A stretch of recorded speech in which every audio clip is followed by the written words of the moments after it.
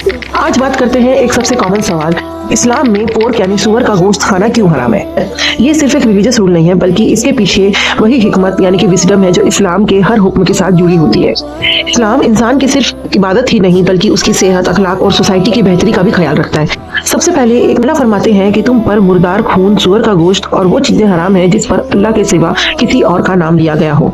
एक मोमिन के लिए यही बात काफी होती है, क्योंकि वो मानता है कि अल्लाह बेहतर जानता है कि उसके लिए क्या फायदेमंद है और क्या नुकसानदेह। लेकिन इस्लाम सिर्फ मानो या चुप रहो का मजहब नहीं है, ये अकल और सोच को भी एड्रेस करता है। इसलिए जब हम दूसरे मजहबों की किताबों को देखते हैं तो हैरत होती है कि पोर्क की पाबंदी सिर्फ कुरान में नहीं बल्कि बाइबल में भी मौजूद है।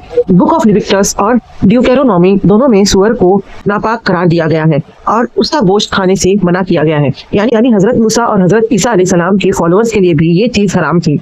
सवाल ये उठता है कि अगर पहले ये मना था तो आज क्यों अलाउ कर दिया गया। ये सोचने वाली बात है।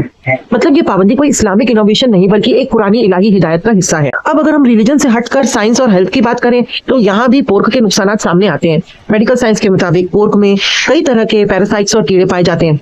इनमें सबसे खतरनाक टाइनिमिया सोडियम यानी कि टेपवर्म है।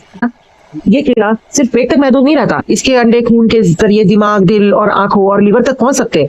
दिमाग में जाकर ये मेमोरी लॉस कर सकता है, सीजर्स भी आ सकते हैं और सीरियस न्यूरोलॉजिकल प्रॉब्लम्स पैदा कर सकते हैं। दिल में जाकर हार्ट अटैक का सबब बन सकते हैं, आंखों में जाकर अंधापन और लीवर में जाकर उसे परमानेंटली डैमेज कर सकते हैं। तो अक्सर लोग ये कहते हैं कि अगर पोर्क अच्छी तरह पका लिया जाए तो प्रॉब्लम नहीं होती, लेकिन रिसर्च ये बताती है कि पोर्क के कुछ पैरासाइट्स नॉर्मल कुकिंग टेम्परेचर में भी जिंदा रह सकते हैं। मतलब खतरा सिर्फ रॉ मीट से नहीं बल्कि वेल कुक्ड पोर्क से भी हो सकता है। फिर बात आती है